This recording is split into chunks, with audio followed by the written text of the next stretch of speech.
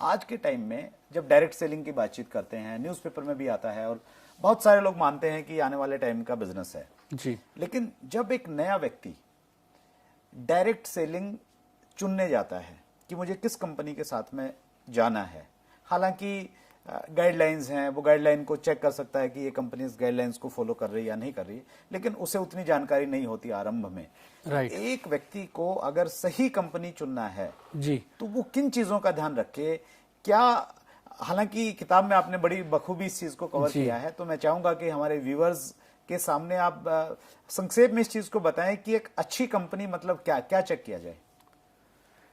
देखिए, अगर एक सिंपल और सरल सा हम फ्रेमवर्क रखें, क्योंकि जो भी आदमी या जो भी डिस्ट्रीब्यूटर किसी के पास जाएगा वो अपनी कंपनी को ही बेहतर बताएगा, राइट। और ये समस्या आती है कि अब मैं किसकी बात सुनूं।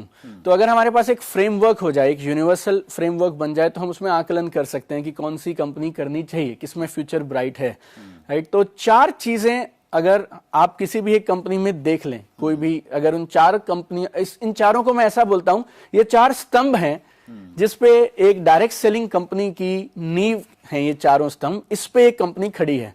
अगर ये चारों स्तंभ मजबूत रहेंगे तो कंपनी पीढ़ी दर पीढ़ी तक रहेगी और डिस्ट्रीब्यूटर्स अपने वो सारे सपने पूरे कर पाएंगे जो सोचकर वो डायरेक्ट सेलिंग चुनते हैं। तो इन चारों स्तंभ को अगर मैं आपसे एक एक करके बताऊं, तो पहला है कंपनी की क्रेडिबिलिटी और कंपनी का ट्रैक रिकॉर्ड।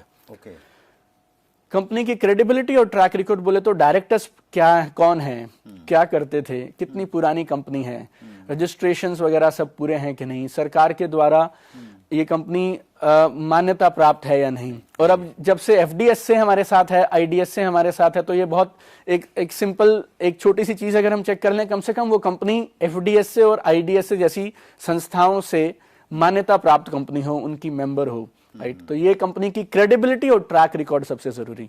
नंबर 2, कंपनी के पास में अच्छे प्रोडक्ट्स और सर्विसेज होने चाहिए।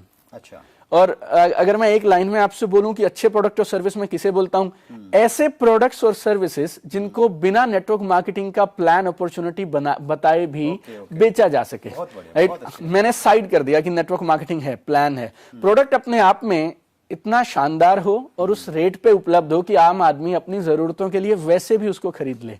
ऐसे प्रोडक्ट और services, product value for money होना चाहिए। यस। क्योंकि बहुत सारी कंपनीज, क्योंकि हिंदुस्तान में इंडस्ट्री बूम कर रही है, तो बहुत सारी नकली कंपनीज डमी प्रोडक्ट्स दिखा देती हैं। वो प्रोडक्ट में ना तो कुछ वैल्यू है, ना आप उसे अदरवाइज उसके 1/10 कॉस्ट पे भी, 10वें हिस्से की कॉस्ट में भी उसको नहीं खरीदेंगे। लेकिन क्योंकि सरकार की गाइडलाइंस है, उन्हें पूरा करने के लिए कई बार कंपनीज एक पर्दा जैसा दिखाती हैं, डमी प्रोडक्ट्स। तो वैल्यू फॉर मनी अगर हम चेक कर लें तो वो प्रोडक्ट्स और सर्विसेज, ये दूसरा स्तंभ हो गया। बहुत सही सर, मैं एक चीज इसी पॉइंट में और ऐड करूंगा, आप अपने पॉइंट्स कवर करेंगे। जो गाइडलाइंस हैं सेंट्रल गवर्नमेंट के द्वारा जो इश्यू की गई है, उसमें भी बहुत साफ साफ लिखा गया है कि कंपनी जो प्रोडक्ट अवेलेबल करवा रही है, जो सर्विस दे रही है, वो वैल्यू फॉर मनी होनी चाहिए। अगर वो वैल्यू फॉर मनी का प्रोडक्ट नहीं है, तो इट मींस वो गाइडलाइंस को फॉलो नहीं कर रहा है। बहुत बढ़िया सर। तो पहला हुआ कंपनी की क्रेडिबिलिटी और ट्रैक रिकॉर्ड, दूसरा हुआ कंपनी के प्रोडक्ट्स और सर्विसेज, तीसरा कंपनी का जो इनकम प्लान है वो भी बेहतरीन इनकम प्लान हो और गवर्नमेंट की गाइडलाइंस के साथ में इनकम प्लान हो।